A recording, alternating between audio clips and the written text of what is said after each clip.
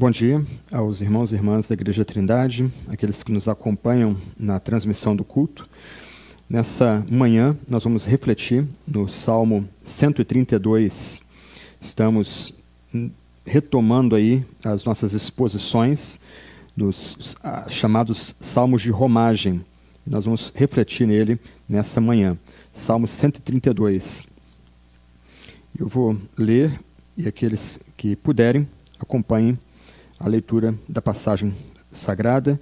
O tema dessa manhã é Subindo com Festa para Sião. Salmo 132. O texto diz: Cântico de peregrinação. Lembra-te, Senhor, de Davi e de todas as suas provações.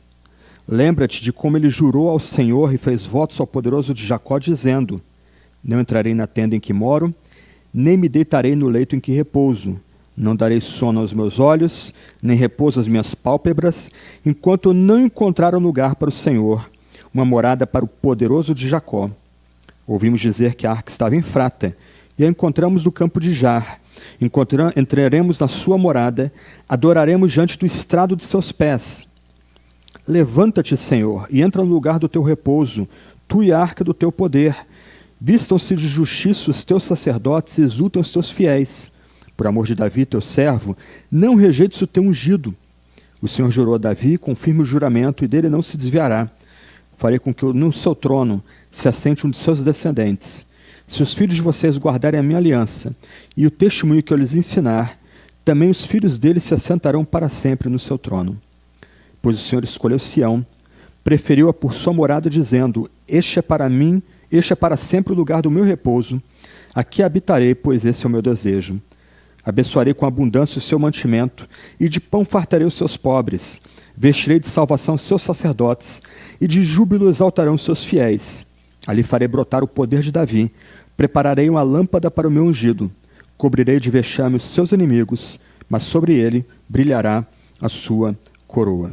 Como nós já temos enfatizado aqui, esses salmos de romagem ou de peregrinação, também chamados ou conhecidos como cânticos de degraus, eram eventualmente usados em 3 grandes festas de Israel: a Páscoa, o Pentecoste e a festa de tabernáculos. Essas 3 festas celebravam 3 grandes momentos do trato de Deus, de Yahvé, com seu povo na antiga aliança. Celebravam a redenção, celebravam a revelação e celebravam a provisão. Esse salmo específico aqui exige um pouco mais da gente.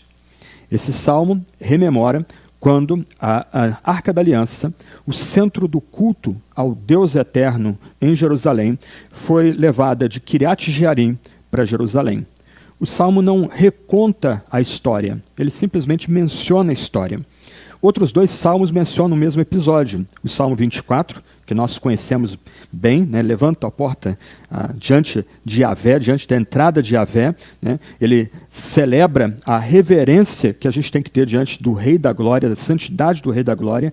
E o Salmo 68 exulta ao relembrar a marcha da Arca da Aliança de Kiriat Jearim até a pequena Sião, escolhida por Yahvé para ser a sede real.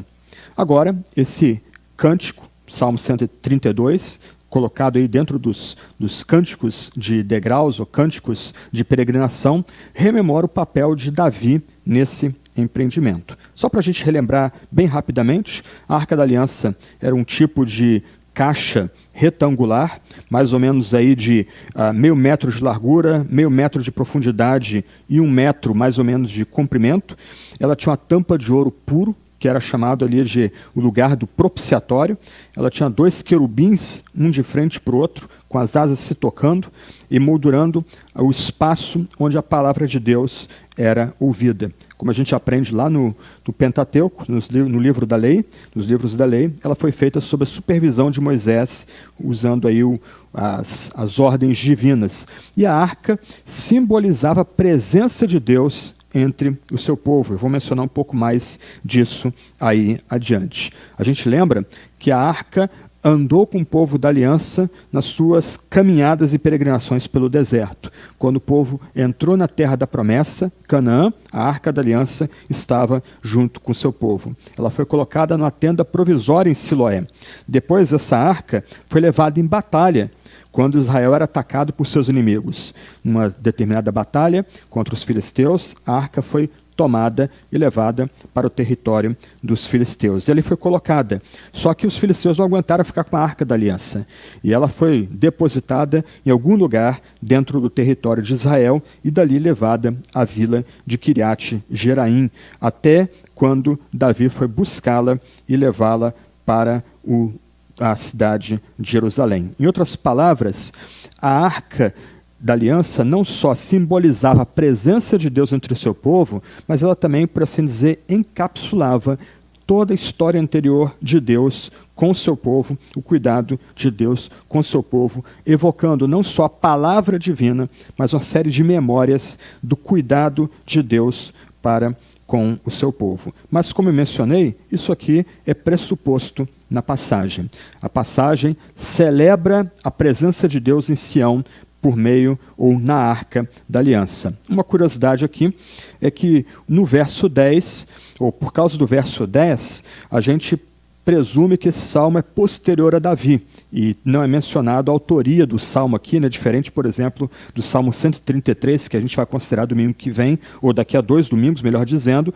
Esse salmo aqui não é atribuído à autoria, mas provavelmente ele foi escrito depois da morte de Davi, mas parece que ele já era cantado na época de Salomão, porque a gente vê a citação dos versos 8 a 10 em 2 Crônicas, capítulo 6, versos 41 a 42, quando o templo agora construído é dedicado a Yahvé. O texto se divide em 4 partes principais. A primeira parte vai do verso 1 ao verso 5, e nós temos aqui o povo peregrino caminhando em direção a Sião para festejar a presença da Arca da Aliança no templo em Sião. O povo rememora o juramento sagrado que Davi havia feito a Yahvé. Lembra que a palavra Senhor em destaque aí é, no original, uma menção ao próprio nome de Deus, Yahvé. Ou seja, é destacado aqui que o povo celebra o Deus eterno, o Deus que é aquele que apareceu na sarça ardente a Moisés e fez promessa e aliança com um povo peculiar. Então, o nome desse Deus é invocado, Yahvé, aquele que é o Deus eterno, aquele que não muda, aquele que tem a imortalidade. Então, solicita-se que Yahvé relembre Davi e as provações, as lutas que ele passou, ou em outra tradução, a sua dedicação e zelo a que a arca fosse introduzida ou fosse levada para Sião, a cidade ou monte que Deus escolheu. Então, o verso 1 começa com uma lembrança, com um apelo à memória. Pede-se ao povo que esse povo tenha ou traga à memória o que Davi havia feito no passado. E o verso 2 destaca o que Davi fez. Ele fez um juramento solene ao Senhor, ao Eterno. Aqui usa-se uma expressão muito antiga, que aparece em Gênesis, capítulo 42, para falar de Yahvé. Yahvé é o poderoso de Jacó. Uma tradução para a gente aqui é que Yahvé, o Deus Eterno, seria o forte Deus de Israel, seria o Deus poderoso que vela pelo seu povo. É esse Deus que Davi fez um juramento solene, fez um voto solene. E o que Davi jurou ao Deus eterno, ao Deus forte de Israel? Que com a maior pressa possível, Davi traria a arca de Quiriate Jeraim para um lugar permanente, para uma casa permanente, em forma de templo, onde esse poderoso de Jacó poderia ser celebrado, louvado, adorado e temido. Os versos 3 a 5 mostram essa celeridade de Davi. Ele não vai dormir, ele não vai pausar, ele não vai descansar enquanto não encontrar um lugar onde essa arca possa repousar, onde essa arca possa ser colocada. 2 pontos que a gente precisa destacar aqui, que tem a ver conosco hoje como peregrinos, como homens e mulheres, caminhando em direção à nossa Sião. Por um lado, a gente aprende no verso 2 que nos é requerida a obediência que nasce da fé. Se Deus suscitou fé em nosso coração, se o Eterno nos levou à fé, também é exigida a obediência que se segue à fé. Como Davi, a gente não deve descansar enquanto o nome de Deus não for celebrado, não for magnificado na sua casa e entre as nações. Em outras palavras, nós testemunhamos a realidade do que cremos para outras pessoas pela nossa devida obediência aos votos e juramentos que estamos obrigados a Deus. Temos obedecido a Deus? No tempo presente que nós temos enfrentado, nós temos nos dedicado ao Senhor como fruto da nossa fé, temos obedecido ao Senhor, temos nos entregado ao Senhor. As pessoas podem ver a realidade da nossa fé pela nossa obediência ao Deus eterno. E um outro ponto importante para nós aqui, que se destaca nesses primeiros 5 versos, quando o povo relembra os atos de Davi e a dedicação de Davi, a obediência de Davi em introduzir a arca nessa casa em que estava sendo planejada para o culto a Yahvé. Aqui a gente aprende o valor da memória. E a memória tem sido desvalorizada em nosso tempo hoje. Os mais jovens não valorizam a memória. Eles têm aparentemente todas as informações que precisam num gadget, celular, iPad, o que for. Basta consultar via Google ou outra ferramenta de busca e ele tem tudo que ele precisa ali na ponta dos seus dedos. Mas o texto aqui requer que a gente tenha memória. Eu gastei uns 2 minutos tentando resumir para vocês que nos acompanham o que era a Arca da Aliança, o significado da Arca da Aliança para o povo. Hoje é necessário fazer isso, porque ou alguns não conhecem mais as histórias antigas, registradas por inspiração na Sagrada Escritura, ou elas não conseguem conectar essas várias histórias antigas importantes para a fé, para a nossa fé também hoje. O ponto aqui é que nós precisamos encher a nossa memória do relato sagrado. Nós somos confrontados dia a dia com perguntas, e algumas perguntas muito difíceis. Nós somos desafiados dia a dia pelo diabo, pelo mundo como sistema ideológico que se levanta contra Deus. Nós somos desafiados pela morte, pelo pecado. Esses desafios exigem da gente respostas. Como nós respondemos? Se a nossa memória é vazia, a gente não tem como responder os desafios que são postos diante da gente. Ou nós responderemos de forma equivocada, de forma infantil, imatura, atabalhoada, ou pior, dizendo que temos fé, a gente responde sem fé, porque a nossa memória é vazia. Precisamos preencher nossa memória com histórias sagradas. Os peregrinos, subindo para Sião, celebrando em alegria, rememorando a história passada, eles não precisavam encher de detalhes o texto bíblico, porque a memória deles estava cheia das histórias sagradas do passado. A gente tem que, então, preencher a nossa memória com o texto sagrado. Nós precisamos nos dedicar a aprender do texto sagrado, porque nele, presta atenção, nós temos 4.000 anos de experiências que nos capacitam a responder os desafios que nós enfrentamos hoje.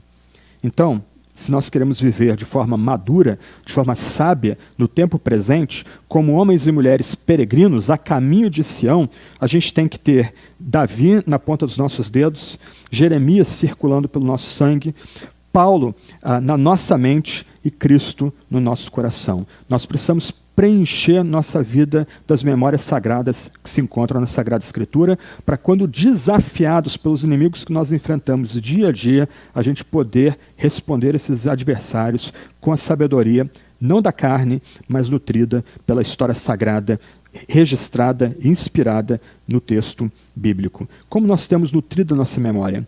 Como nós temos alimentado nossa memória? E a gente precisa lembrar aqui que para os antigos pais da igreja, a memória era um tipo de símbolo de Deus o Pai. Assim como o intelecto representava Deus o Filho e a vontade de Deus o Espírito. Como é que nós vamos agir com inteligência, e aqui eu uno o intelecto à vontade, se a nossa memória está vazia? A memória precisa ser preenchida pela palavra sagrada para que nós possamos fazer associações a partir da palavra sagrada aos desafios que nós enfrentamos e a nossa vontade de ser movida de forma santa, dado o fato de que nós temos uma memória realmente bíblica. Indo adiante, versos 6 a 10, o segundo ponto. Agora nós chegamos ao tempo presente do salmista. Ele rememora o juramento que Davi havia feito ao Deus eterno, isto é, que Davi seria zeloso e, custasse o que custasse, traria com a maior pressa possível a arca de Kiriat Jeraim para Jerusalém, e agora nós estamos no tempo presente. Nós estamos juntos com o povo, caminhando, subindo para Sião, celebrando uma dessas grandes festas do passado.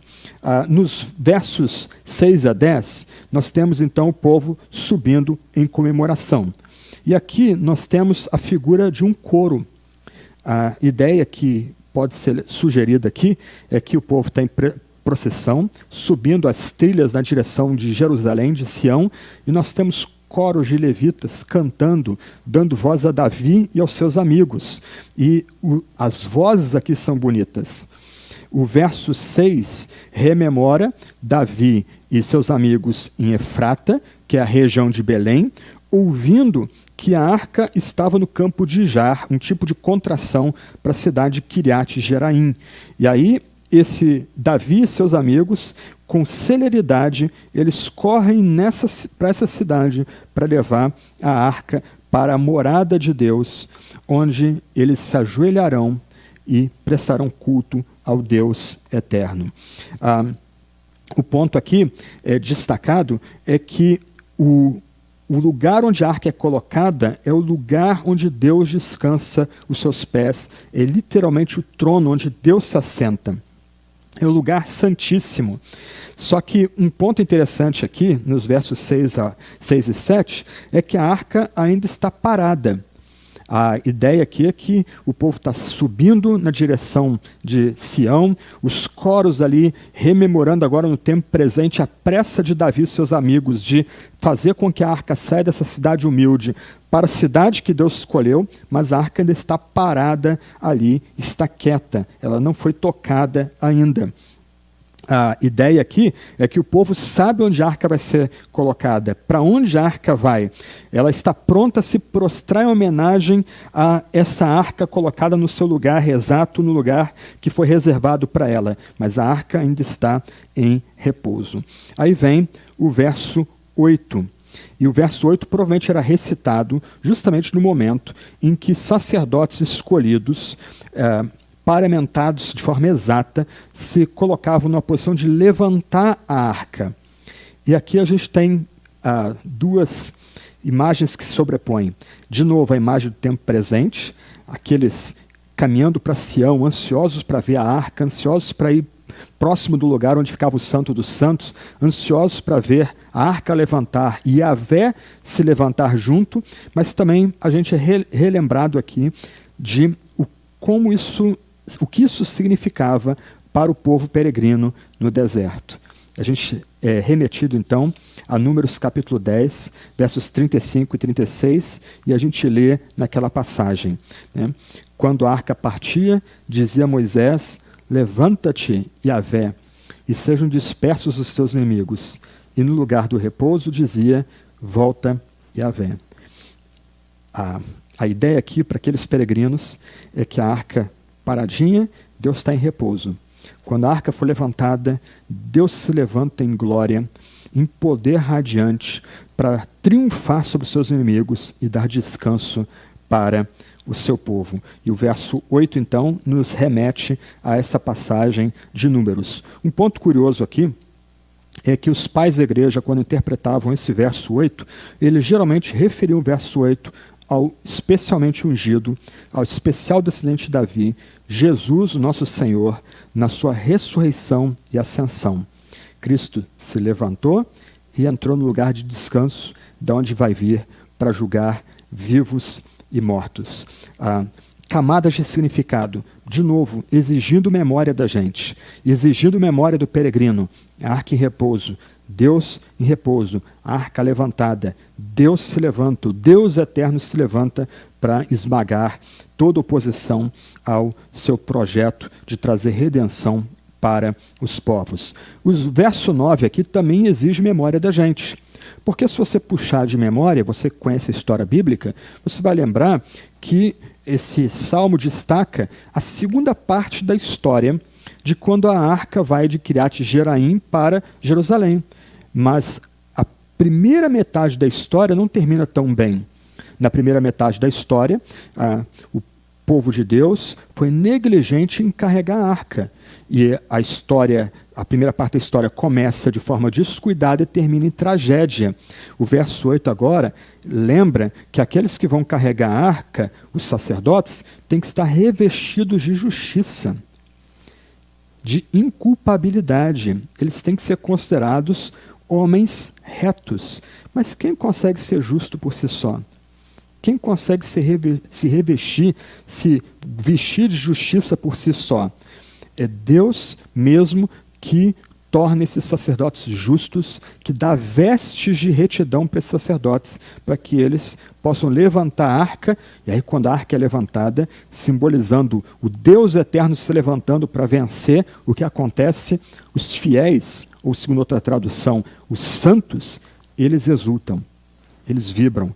Deus se levanta, Deus reina, Deus vem para vencer. Nenhum inimigo fica de pé quando o Eterno se levanta, quando ele é cultuado apropriadamente, quando ele é louvado apropriadamente. O verso 9 remete a gente ao começo não tão auspicioso, lá em 1 Crônicas 13, versos 1 a 3, que termina com tragédia, a primeira parte, tentando introduzir essa arca em Jerusalém. E o verso 10 retoma o verso 1. Lembra que no verso 1 nós temos um pedido para que Yahvé, o Deus eterno, se lembre do juramento que Davi havia feito e das lutas que Davi havia passado para reintroduzir a arca em Sião. E aí o verso 10 agora lembra, olha, Davi foi fiel. Lembra-te, então, ó Eterno, de Davi, não rejeites o teu ungido. A palavra hebraica aqui é Messias. O que é requerido aqui, o que é pedido aqui para Deus é que Deus, o Deus que estabelece pacto com seu povo, um pacto que é inquebrantável, um pacto que é gracioso, ele relembre do pacto que ele fez com Davi, sendo Davi aquele que é destacado para ser especialmente ungido, para ser o Messias.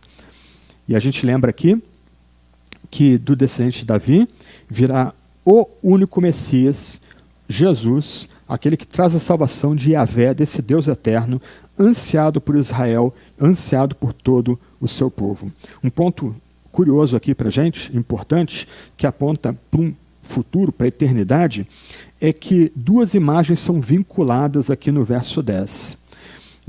A partir do verso 10, ou no verso 10, de um lado nós temos antes a celebração da arca sendo introduzida no templo, um lugar específico. Aqui nós temos uma dinastia sendo destacada, a dinastia messiânica sendo destacada. Em outras palavras, Yahvé une o espaço sagrado ao tempo histórico e a vinda do Messias.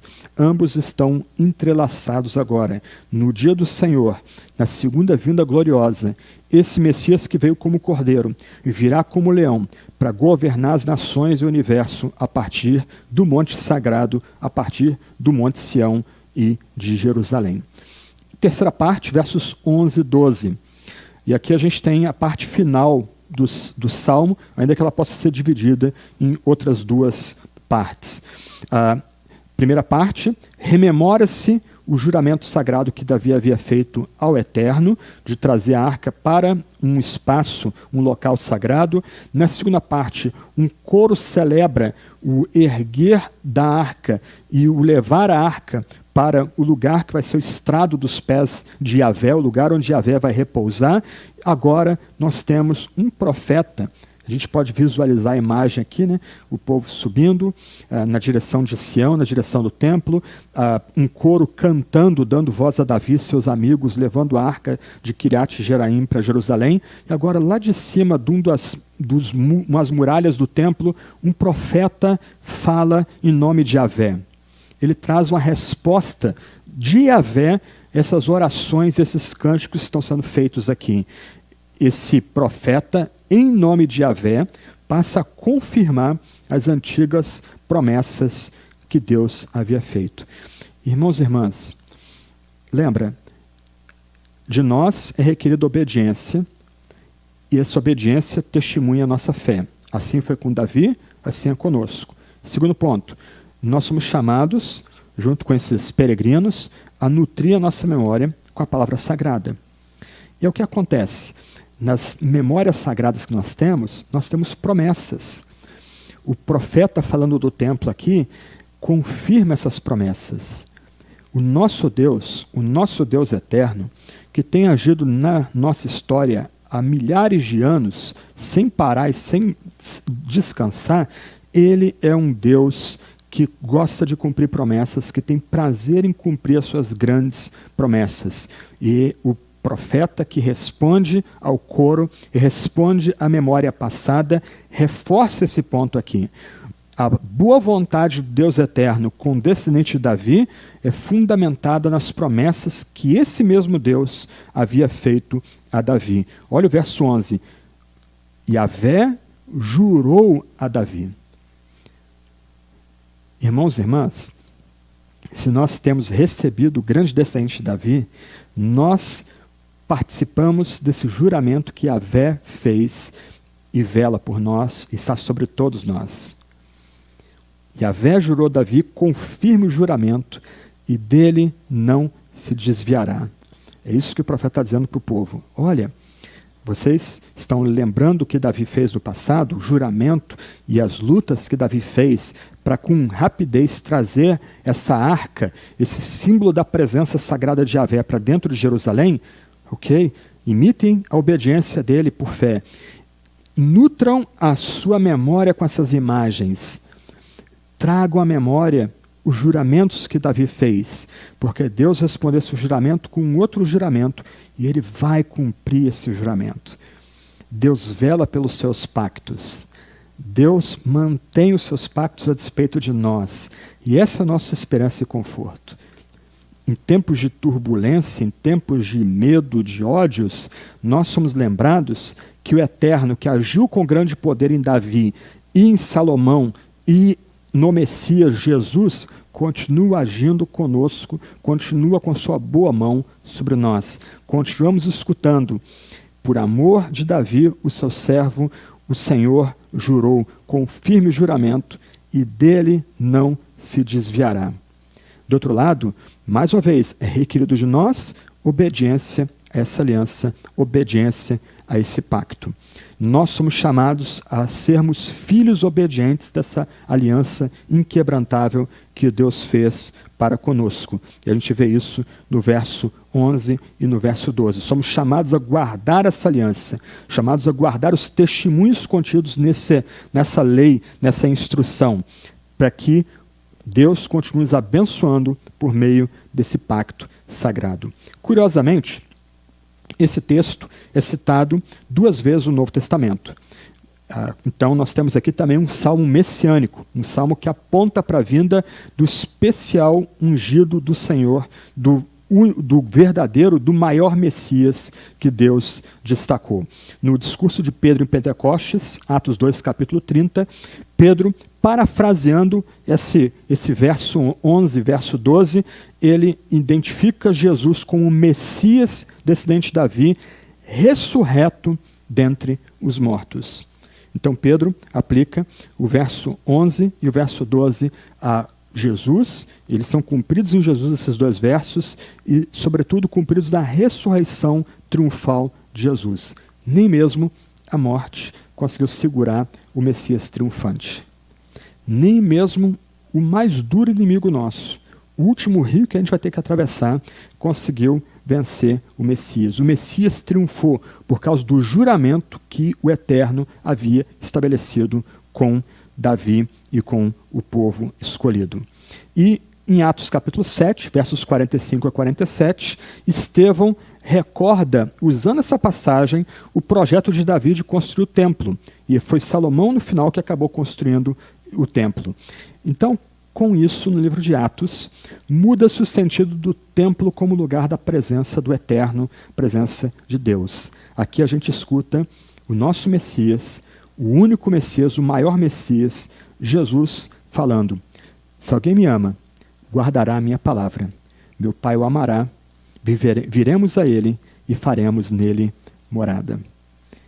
Hoje, enquanto esperamos que Sião seja renovada e o Messias retorne em grande glória para destruir a morte, destruir o pecado, destruir o diabo e seus demônios, destruir o sistema mundano que se levanta contra o reino, enquanto nós aguardamos essa vinda, o lugar de morada é onde o Messias está. O lugar de morada é onde o povo de Deus rememora as palavras do Messias. Memória. Guardar as palavras desse Messias, as palavras sagradas contidas na Bíblia, no coração. Se alguém me ama, guardará a minha palavra, o meu Pai o amará, viremos a ele e faremos nele morada. Então, nos é requerida obediência por fé, o Salmo nos requer memória, a gente tem que trazer à memória os atos sagrados de Deus do passado, as palavras sagradas de Deus do passado, só que as palavras de Deus que nós nutrimos a nossa memória nos apontam para o futuro. Elas nos abrem uma porta para o futuro. Nós não vivemos mais escravos do tempo presente. Nós não vivemos mais dependentes da última manchete do jornal. Parece que vivemos no apocalipse diário, cada dia uma nova notícia e parece que nós temos ali o prenúncio do fim. Não, irmãos e irmãs.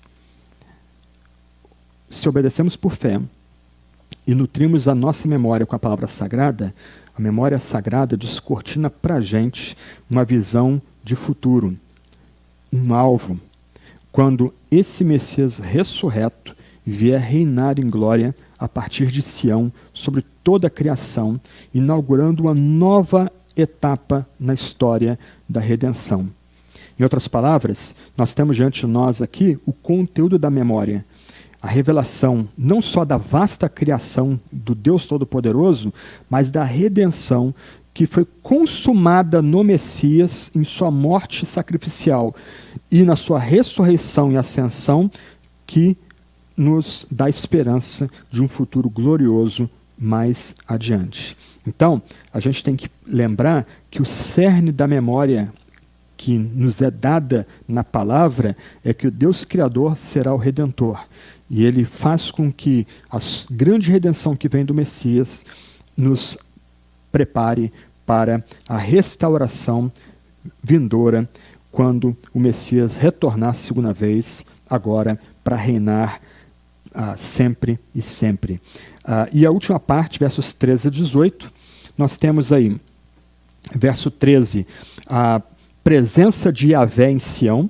Deus escolhe esse monte, e por outras passagens bíblicas a gente lembra que esse monte tem um significado escatológico, isso é, aponta para o fim, quando o grande Messias, o grande descendente de Davi, o maior descendente de Davi voltar segunda vez em triunfo, ele vai reinar sobre as nações e vai reinar sobre o universo a partir de Sião. Sião será o lugar onde Yahvé ali estará, como dizem as profecias de Ezequiel. Então o verso 13 destaca a centralidade de Sião no projeto divino, é a morada e será a morada que o próprio Yahvé, o próprio Deus eterno, aquele que escolheu. E aí vem os versos 14 e 16. Esse será o lugar da bênção.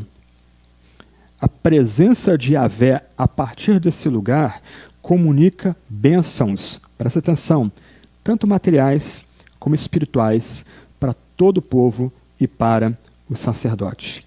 Como o Tiago destacou há pouco, nossos ministérios se preocupam aqui com o ser humano integral. Há uma preocupação não só com aqueles que passam necessidades físicas, mas também com aqueles que precisam do cuidado do coração, do cuidado da mente, do cuidado da alma. E aqui, onde Deus está, Ele está para abençoar o seu povo integralmente. Olha que bonitos versos 15 e 16. Verso 15 lembra que aqueles que estão no lugar onde Deus está, no lugar onde Deus reina, onde o Eterno está, eles receberão abundância de mantimentos, e os pobres serão fartos de pão. Isso é uma grande promessa para nós que estamos reunidos entre nós por pacto e ligados a Deus Eterno por meio do único Messias. Não faltará pão para o seu povo receberá provisão. Uma das coisas que mais me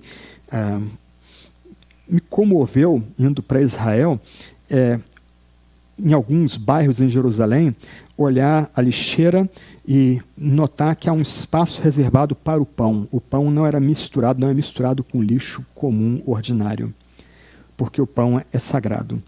O pão alimenta o corpo. Um alimento tão básico que a gente às vezes não dá valor nenhum para isso, mas tem esse valor sagrado de alimentar a pessoa. Irmãos e irmãs, aqueles que estão unidos ao Eterno, estão unidos a Yahvé por meio do Messias, serão saciados materialmente. Mas não só isso. Verso 16 destaca que os sacerdotes serão vestidos de salvação. Lembra que no verso 9 já é esperado que os sacerdotes sejam vestidos de roupas de retidão e de justiça. Aqueles serão vestidos de salvação. E aí, de novo, segunda vez que aparece isso, os fiéis, os santos, vão exultar. Vão exultar. Nós somos unidos por Deus. O lugar onde a memória é preenchida pela palavra de Deus, nesse atual momento, é onde Deus está. Onde Deus está, o Messias está. Nós estamos conectados com o Messias e por isso estamos ligados ao Deus eterno. Nós temos promessas aqui de provisão material e de provisão espiritual. Nós temos promessa de pão e mantimento. Nós temos promessa aqui de retidão, de salvação, de exultação e de alegria.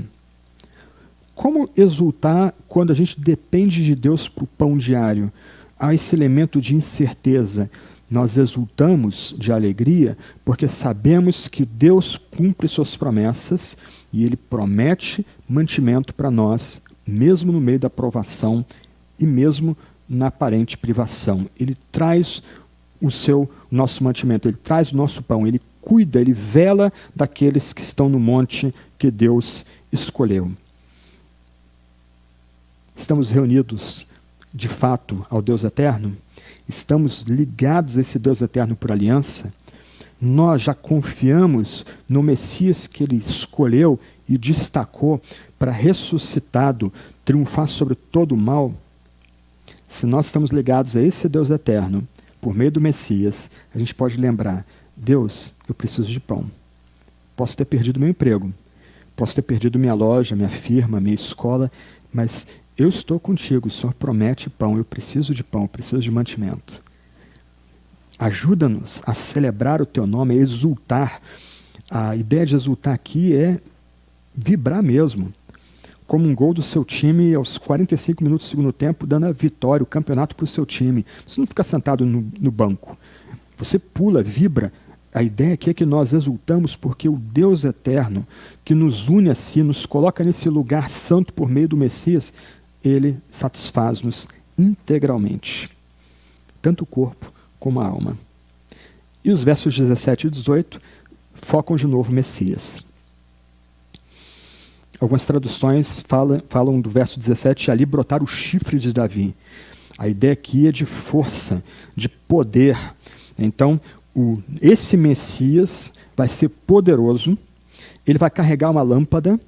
Eu acho que nós já mostramos uma lâmpada doméstica, então ele traz luz, e a ideia de luz perpassa toda a Sagrada Escritura, ele ilumina todas as coisas, ele traz clareza, e ele tem uma coroa. E aqui há uma ambiguidade no texto hebraico, é interessante isso. A coroa aí não é só a coroa real, é uma coroa sacerdotal.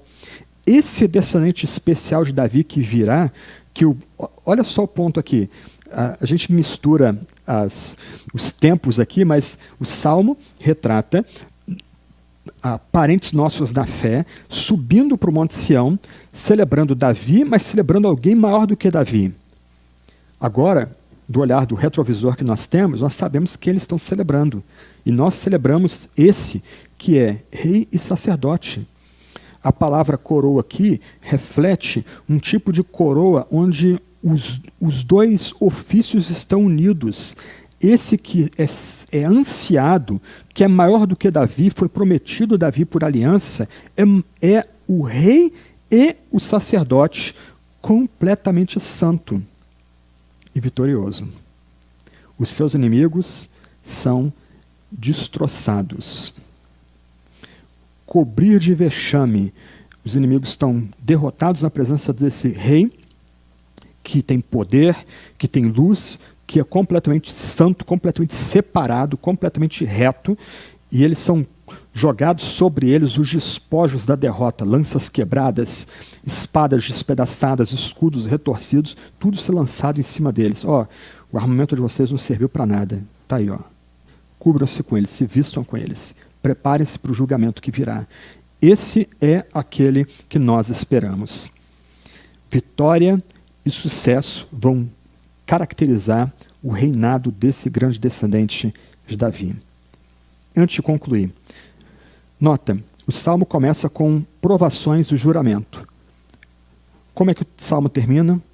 Com glória, com vitória, com brilho do rei prometido, mas do rei que já veio, o Messias. Deixa eu parafrasear isso aqui em termos de Novo Testamento para vocês. De nossa parte, pedimos a Deus o Pai: lembra-te de todas as provações do seu Messias, o Senhor Jesus, seus trabalhos e vigílias, sua tenda nos caminhos e seu leito no chão, para construir ao Pai uma morada na terra. Nós o encontramos em Belém Efrata. Diante dele nos ajoelhamos e tocamos o solo com a face em humilde homenagem. E lhe dizemos com a voz do Pai: levanta-te e entra no lugar do teu repouso, senta-te para sempre no teu trono, perto de nós, no meio de nós, que cremos em ti. Sim, o Pai escolheu a igreja e deseja habitar nela. Ele abençoa os pobres, veste-os de salvação para o banquete, enche-os de júbilo e exaltação. Ao Rei Messias, a Jesus, o nosso Senhor, será dado poder. Ele levantará uma lâmpada de luz em suas mãos, e em sua cabeça brilhará a sua coroa.